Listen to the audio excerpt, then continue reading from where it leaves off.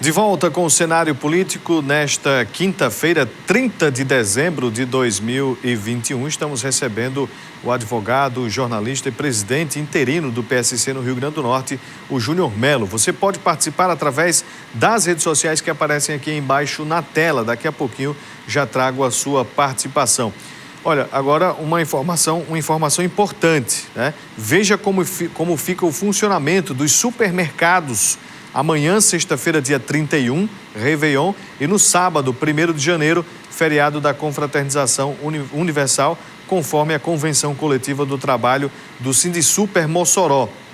Você vê aí na tela o seguinte, que amanhã, sexta-feira, né, aí os supermercados vão funcionar das 7 da manhã até às 7 horas da noite. 7 da manhã às 7 horas da noite. No sábado, dia 1º, é feriado, os supermercados estarão fechados. Atenção, atenção. Supermercados fechados no sábado, dia 1º de janeiro de 2022. Então, se você precisa de alguma coisa aí para a sua despensa, procure ainda hoje, né? Os supermercados ficam abertos normalmente aí até às 10 horas da noite. Procure hoje, amanhã, mas no sábado, meu amigo, vá descansar, né? Vá tirar ali um tempo ali para você ficar com a sua família, ficar em casa, porque vai estar tudo fechado. Tem agora a informação daqui de Mossoró. A falta de acessibilidade é um desafio para quem precisa se locomover e tem algumas limitações. No bairro Abolição 4, os moradores cobram melhorias em algumas ruas que estão esburacadas e comprometendo o fluxo de pessoas e veículos. Moradores do bairro Abolição 4 sofrem com ruas esburacadas. O problema já dura em média 3 anos e tem provocado muitos transtornos, inclusive acidentes. Essa rua aqui está cheia de buraco. Há 3 anos que está nessa situação. Como já teve acidente dos carros fazendo zigue-zague, os idosos sentados na calçada. Aqui é sobre o saneamento. Fizeram o saneamento, mas não fizeram o recapeamento da rua. Segundo a população, as ruas Maristela Pinheiro e Margarida Silva passaram por uma obra do saneamento básico que não foi finalizada. Com esses buracos, o tráfego fica bem mais difícil para os motoristas. Além das ruas esburacadas, a população também pede uma resposta sobre a reforma da praça, que deveria ser um lugar de lazer e se tornou um espaço para colocar lixo e restos de materiais de construção.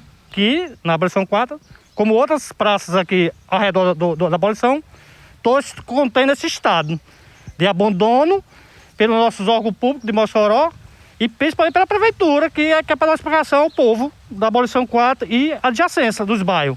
Por exemplo, ele veio aqui de Manchou, a Praça do 4, que estava pronta, e agora está aqui deteriorada totalmente, onde ninguém pode andar ou fazer caminhada. Nosso jornalismo procurou a Secretaria Municipal de Infraestrutura, que informou por meio de nota que neste ano realizou a recuperação da malha viária em bairros de todas as regiões de Mossoró, inclusive no conjunto Abolição 4. O município trabalha para que mais ruas sejam recuperadas a partir do planejamento realizado, partindo dos pontos mais críticos, de modo a atender aos anseios da população. Aí foi o que disse a prefeitura, mas tem uma coisa que realmente chateia a população, né?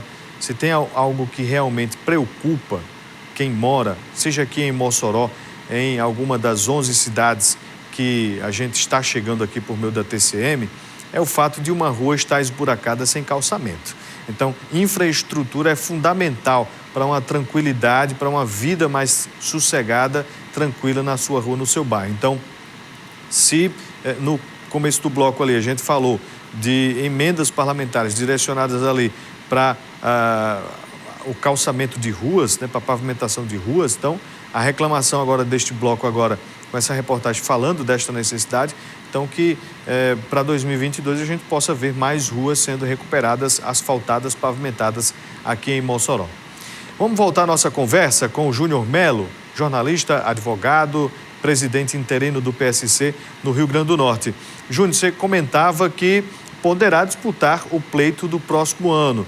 Tem ali uma afinidade com os ideais do presidente Bolsonaro.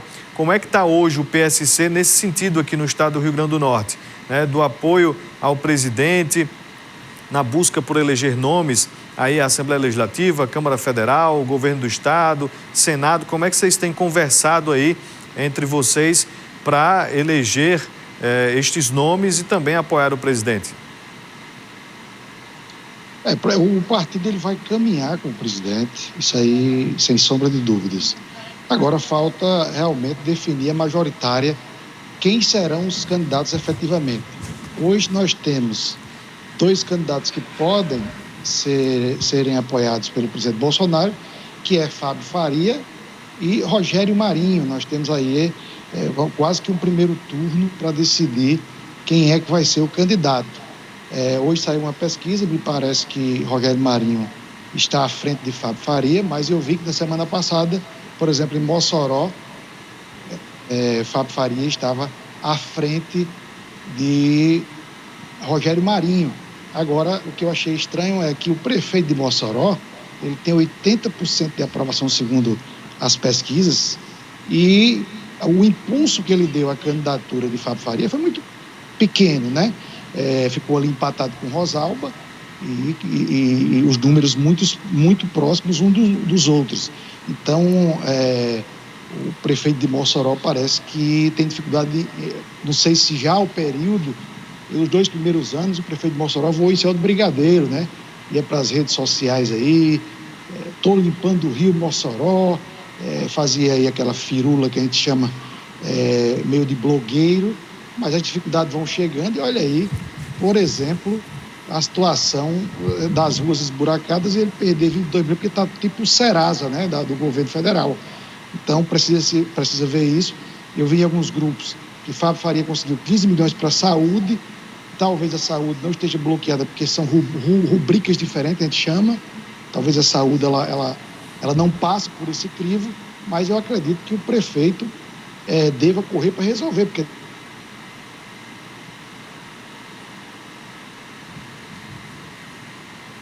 Opa, travou um pouco aí, Júnior, mas lá, vamos voltar. Tem que correr para resolver, parou aí. Tem que correr para resolver essa situação, para que não se perca esses 20, uma ligação que estava chegando aqui, me perdoe. Sim. Esses 22 milhões. Então, assim, eu já vi que o Beto Rosado já tinha mandado recursos, o prefeito disse que esses recursos não haviam chegado, na verdade os recursos estão na conta, agora o prefeito parece que não poderia recebê-los sem antes fazer um projeto. Olha só, é uma desorganização, não é, nós estamos aí no 2º ano de mandato do prefeito Alisson, então ou ele se organiza ou o município vai passar por muitas dificuldades daqui para frente, porque o prefeito está pensando mais em política, em saber quem é que ele vai eleger. Por exemplo, ele foi para uma entrevista e disse que a esposa dele teria 50 mil votos se ele assim desejasse, mas que preferiu apoiar o soldado Jadson. E na Bíblia diz que a soberba precede a queda. Então, eu achei soberbo da parte do prefeito Alisson. As dificuldades começam a chegar de verdade e aí eu quero saber, a gente fica esperando que ele resolva essas situações. Por exemplo, ele foi numa UPA, abriu o 3º consultório, mas se você for lá, só tem 2 médicos, não tem pediatra. Então, tudo isso aí me leva a crer que o prefeito passou todo esse tempo fazendo aquela parte comercial, né, digamos assim, fazendo negócio de vacinas, traga seu braço, tudo isso vai passando, a pandemia, e chegou a dificuldade de verdade. Então, assim, o cenário político majoritário do Rio Grande do Norte está totalmente indefinido.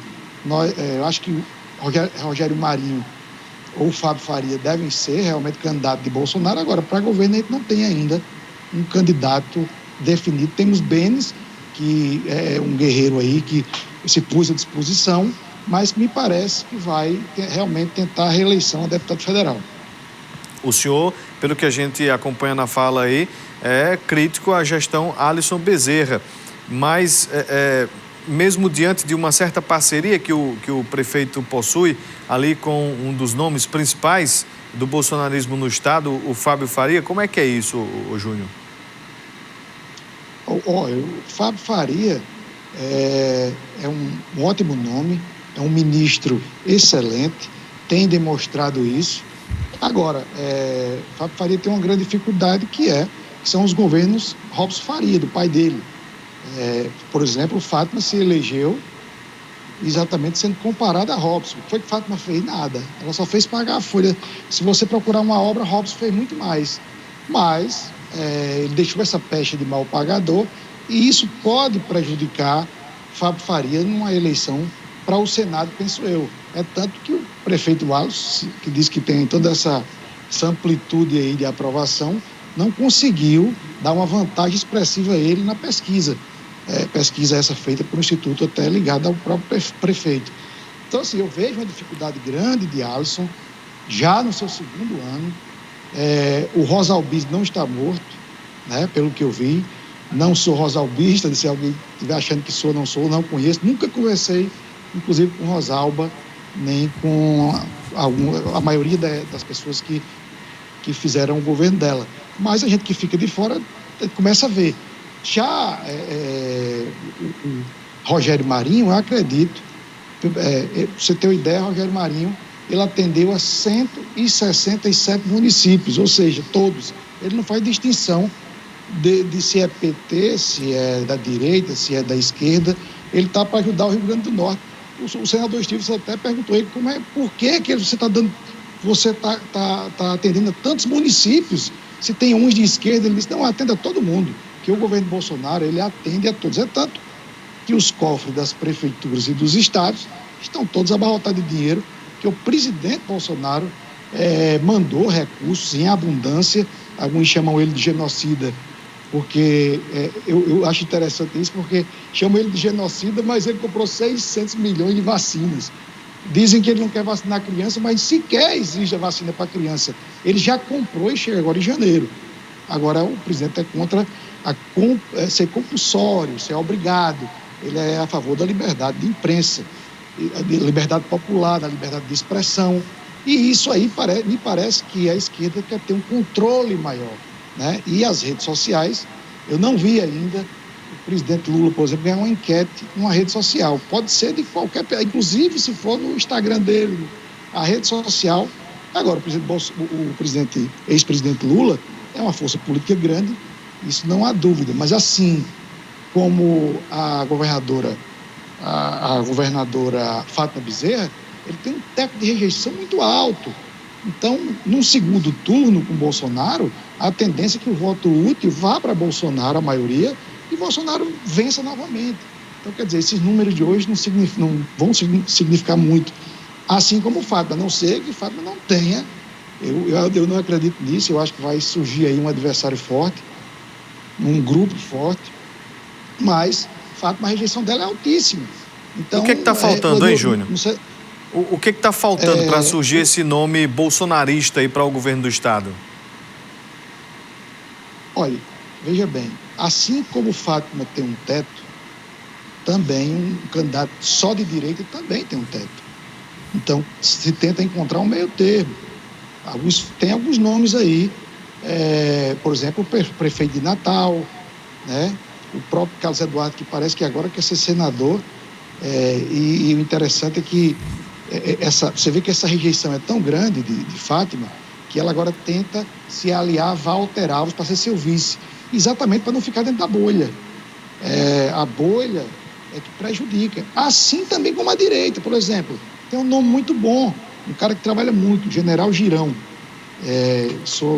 Acho que é um cara de direita, honesto, correto, trabalha muito, mas ele tem a rejeição do público, aquele de centro-esquerda.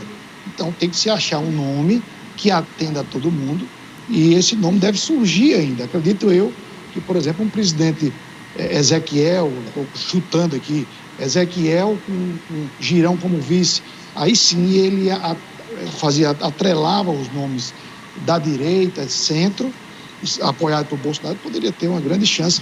Eu não sei se você lembra, na eleição de Robson, a primeira, Henrique Alves, ele tinha, ele sempre estava na frente das pesquisas, assim como está Fátima Bezerra. E quem ganhou foi Robson. Mas Robson não ganhou porque tinha voto, não. Robson ganhou porque a rejeição de Henrique era muito alta. Então é isso que acontece. A rejeição, às vezes, é quem define o pleito. Vamos fazer mais um rápido intervalo comercial. Na sequência, a gente volta com o nosso terceiro e último bloco aqui do Cenário Político TCM.